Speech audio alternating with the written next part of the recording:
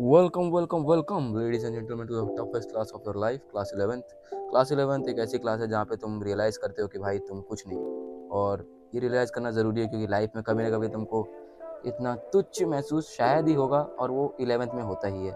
So don't feel bad about it, क्योंकि सबको होता है। देखो भाई, मैं भी जब 11th में गया था तो I didn't know how to study, what to study, and even though मेरे को लगा था कि यार कोई कोचिंग ले लेनी चाहिए पहले, बट आई रजिस्टर्ड क्योंकि एक मेरी बायो टीचर थी। उन्होंने मेरे पापा को बोल दिया था कि यार मतलब हो जाएगा, 11th उतना मुश्किल नहीं है, ये क्लास रेगुलरली अटेंड करता है, इसका अटेंशन स्पैन भी अच्छा है, आगे भी बैठता है, तो हो जाएगा इसका तो। और बाकी सब तो अच्छा है ही, आप जानते हैं।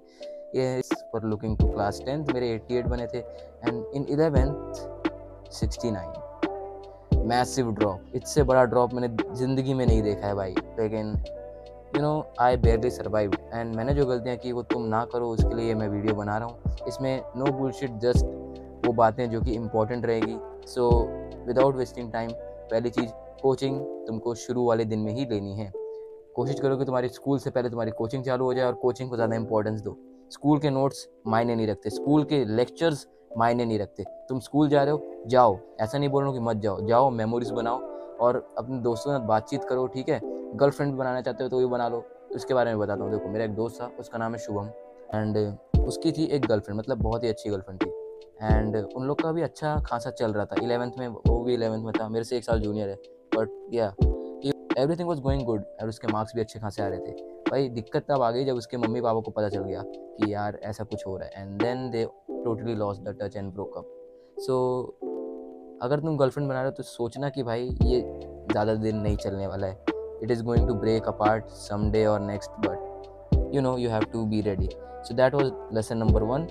If you are going to make a girlfriend, don't get attached, or same vice versa. If you are going to make a boyfriend, don't get attached too much. अब सेकेंडली बात करते हैं दोस्तों के बारे में। दोस्तों के साथ में तुमको क्या करना है? दोस्तों की साथ दोस्ती तुमको मेंटेन करके रखनी है, और इतना भी दोस्ती मेंटेन नहीं करनी कि अपनी पूरी तुम प्रोग्रेस बताने लग जाओ कि यार देखो, मैंने तो आज ये पढ़ा, मैंने तो इतने क्वेश्चन किए, मेरा तो मॉड्यूल में ये आ रहा है। भाई तुमको सबसे ज़्यादा फ्रेंडली बनना है अपने कोचिंग टीचर या फिर अपने जो भी ट्यूशन टीचर है, जिससे भी मेंटोर से तुम पढ़ रहे हो, उसके साथ तुमको सबसे ज़्यादा फ्रेंडली होना है कि मेरी प्रोग्रेस कितनी चल रही है। And that's how you track your progress on a daily basis. तुमको हफ्ते में 2-3 बार तो जाके डाउट पूछने ही चाहिए। ऐसे कि भाई हर दिन पूछने चाहिए, लेकिन मैं कौन सा हर दिन पूछता था, मैं तो हफ्ते में 1 बार पूछ लूँ, वही बड़ी बात थी। सो यस, कोचिंग जाओ, डाउट पूछो। स्कूल में कोचिंग की मॉड्यूल सॉल्व मत करना, बता रहा हूँ क्यों नहीं करना है। क्योंकि अगर कोई टीचर ने पकड़ लेना मॉड्यूल पकड़ते हुए, तो भाई वो फाड़ देंगे। मतलब मेरे दोस्त के साथ ऐसा हुआ था, वो बैठा हुआ पीछे बेंच में सॉल्व कर रहा है, और हमारे फिजिक्स वाले टीचर जो कि बहुत ही स्ट्रिक्ट थे, वो आए, उन्होंने मॉड्यूल उठाई और आधी, दोनों स्प्लिट हाफ फाड़ दी, बहुत गंदे तरीके से। So don't try to pull any public stunt. तुमको कोई रिस्पेक्ट नहीं मिलने वाली, उल्टा तुम्हारा नुकसान हो जाएगा, और हो सकता है तुमको ट्रॉमा भी मिल जाए अकॉर्डिंग टू योर टीचर। अभी तो as per the new guidelines भाई तुमको ज़्यादा मारपीट तो झेलनी नहीं पड़ेगी, लेकिन भाई आजकल क्या है ना, the respect, okay, respect is more important then physical damage. अगर कोई तुम्हारे रिस्पेक्ट को हर्ट कर देगा तो फिर आगे जाके उससे मार्क्स निकालना या उससे फेवर लेना तुम्हारे लिए ही मुश्किल हो जाएगा। So don't try to like get in the limelight. दूर रहो इन सब चीज़ से, और थोड़ा बहुत पढ़ते रहो। और स्कूल में क्या, तुमको ज़्यादा ध्यान नहीं देना है, तुमको देना है कोचिंग में, अपने कोचिंग के नंबर्स के ऊपर ज़्यादा ध्यान देना है। टाइम मैनेजमेंट की लोग बात करते हैं कि यार मैनेज नहीं हो पा रहा है, भाई स्कूल से छुट्टी ले लो 1-2 दिन। और कोई बोलेगा कि क्या हो गया, भाई एक बैंडेज लगा के चले जाना पैर में कि मैम ये देखो यार मैं गिर गया, स्कूटी चला रहा था, नई नई स्कूटी मिली थी मेरे को। भाई बहाने बनाओ, and make it genuine, make it sound real genuine, ताकि तुम्हारे ऊपर भरोसा भी करें। और ऐसा भी मत करो कि भाई हर हफ्ते लीव ले रहे हो, वैसा नहीं। जब तुमको लग रहा है कि यार मैं लीव ले रहा हूँ और मेरे को पढ़ने की सख्त ज़रूरत है, तभी लो। थर्ड थिंग विच इज़ कि यार तुमको, क्या बोलने वाला था मैं, तो देखो तुमने क्या कर लिया अभी तक। तुमने कोचिंग ज्वाइन कर ली है, तुम डाउट पूछते हो, तुमने कॉपी बना ली है, और फिर तुम स्कूल भी जा रहे हो। अब ये 4 चीज़ तुम कर रहे हो तो it is enough for the first few months. उसके बाद आता है mid term. Mid term exam में तुमको क्या करना है, कोचिंग स्किप मत करना, कोचिंग स्किप मत करना मिड टर्म एग्जाम के लिए तो बिल्कुल भी नहीं। प्री बोर्ड के लिए नहीं, प्री बोर्ड तो 11th में होता ही नहीं, फाइनल होता है ना, फाइनल के लिए भी मत करना।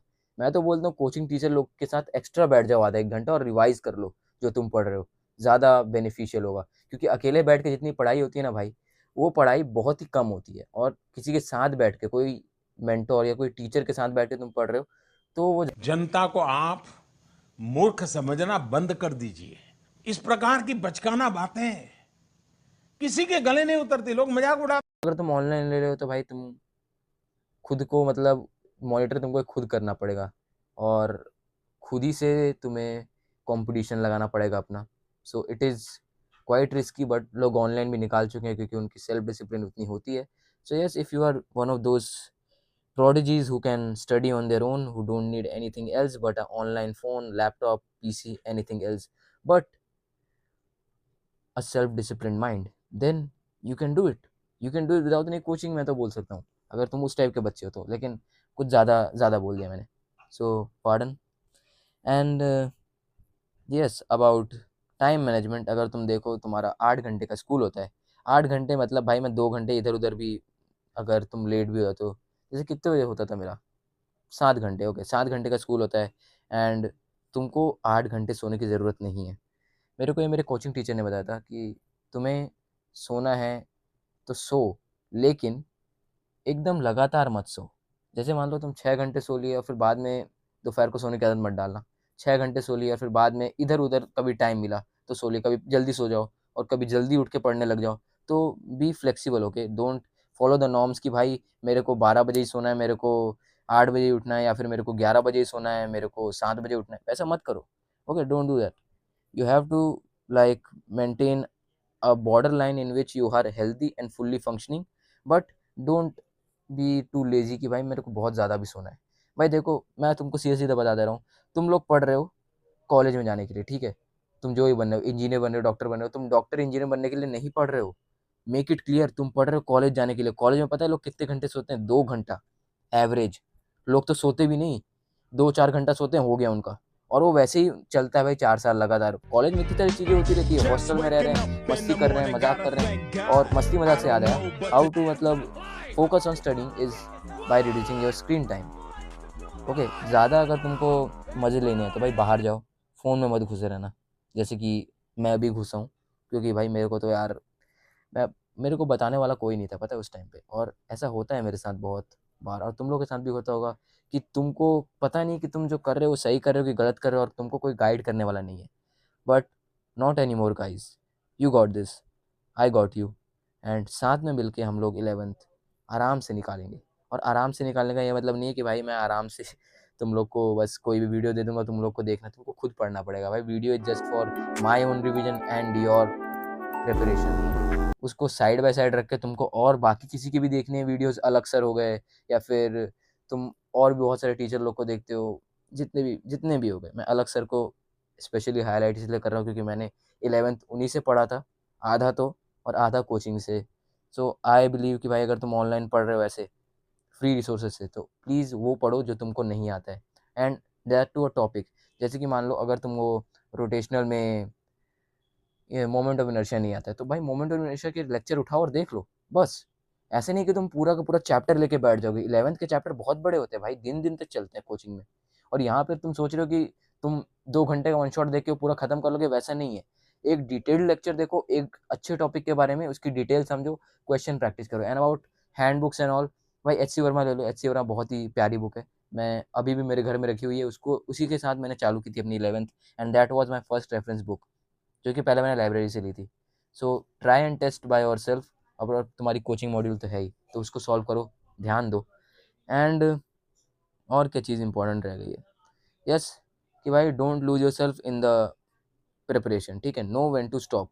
ऐसे नहीं कि तुम अगर 6 घंटा पढ़ रहे हो और तुम्हारा पूरा गोल हो चुका है, तुम और 2-3 घंटा पढ़ने बैठ जाओ कि भाई अब तो आज तो पढ़ ही लेंगे और एग्जॉस्ट कर लो खुद को।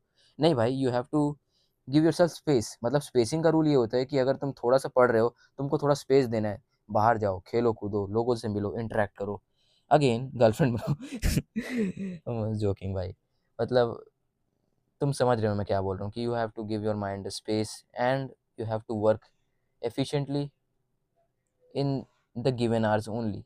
ऐसा नहीं कि तुम्हारा काम तुम लंबा खींच रहे हो, तुमको कम टाइम में ज़्यादा करना है ना, ज़्यादा टाइम में कम नहीं करना है, समझ रहे हो ना। And that's all. इसके साथ तुम्हारी 11th क्लास चालू होगी, चालू हो गई होगी, मैं वीडियो 4-5 दिन लेट ही ला रहा हूँ। So yes, go and kill it, I guess, and don't get killed yourself, क्योंकि भाई 11th में अगर तुम लोग मान लो डमी करके कोटा वगैरह चले जाते तो that is way better than going to school regularly, क्योंकि मैं देखा हूँ भाई। पर ये भी देखा हूँ कि यार 11th वगैरह में स्कूल जाना ना, those are the last memories, okay. So उनको सजा के रखो और उनको ज़्यादा उसमें कैरी मत हो जाना, don't get too much flown in that memories, just keep doing stuff, keep figuring out things. Mistakes होंगी तुम्हारे साथ, तुम्हारे मार्क्स कम होंगे, तुमको देख के लगेगा कि ओह शिट ये क्या हो गया, बट होता है भाई, सबके साथ होता है। मेरे तो और कम हुए थे भाई मार्क्स, मैं अपने मार्क्स बताने लग जाऊँ यहाँ पे तुम हंसने लग जाओगे मेरे ऊपर। So I won't be sharing more of my personal details, but yes, by Unfiltered पढ़ाई, this was my 11th का intro कि भाई ये सब तुम्हारे साथ हो सकता है। और मैंने जो जो पॉसिबल सिनेरियोज हैं वो बता दिए हैं। कोई टीचर के बहकावे में मत आना ज़्यादा। एक टीचर तुम्हारे जो कोचिंग के होंगे या फिर जो तुमने मेंटर ऑनलाइन चुने होंगे उनका भरोसा करना और उनकी बात पे ध्यान देना, वो लोग संभाल लेंगे भाई। तुमको बस उनके बताए हुए रास्ते पे चलना है, ज़्यादा डिस्ट्रैक्ट मत होना, अपना स्क्रीन टाइम कम कर लेना, पॉसिबली हो सके तो 4 घंटा है उससे कम होगा तो ज़्यादा सही रहेगा, ठीक है। और बस फिर यार बाकी तो तुम जानते ही हो, बाकी गेमिंग करनी है गेमिंग करो, तुमको बाहर जाके खेलना है बाहर जाके खेलो, बट तुमको जो स्टडी टारगेट्स रखने वाले हो, जो डीपीपी तुमको मिलने वाली है वो हर दिन सॉल्व करना, बैकलॉग ज़्यादा मत बनने देना, और कोई ज़्यादा बैकलॉग बन गया तो उसको अपने दिमाग पे चढ़ने मत देना। कुछ कुछ ऐसे सब्जेक्ट होते हैं जो कि आगे जाके मतलब एक दूसरे से कोरिलेट भी नहीं करते हैं। जैसे कि अगर मान लो तुमने काइनामेटिक्स पूरा पढ़ लिया है और तुमने laws of motion, Newton's law of motion नहीं पढ़ा है ठीक से, तो भाई उसको स्किप करके जो आगे के ग्रेविटेशन वाले चैप्टर हैं वो सब तुम पढ़ने निकल सकते हो। वो अच्छा चैप्टर है, Newton's law of motion is a good chapter, it's one of my favourite to be honest in 11th। तो भाई बहुत सारे चैप्टर एक दूसरे से कोरिलेट नहीं होते हैं, तो ज़्यादा भागना मत, ज़्यादा भाग के थक मत जाना, और रुकना तो बिल्कुल नहीं। So that's all, and by this I end this video at a perfect 13-minute countdown. So see you guys in the next one.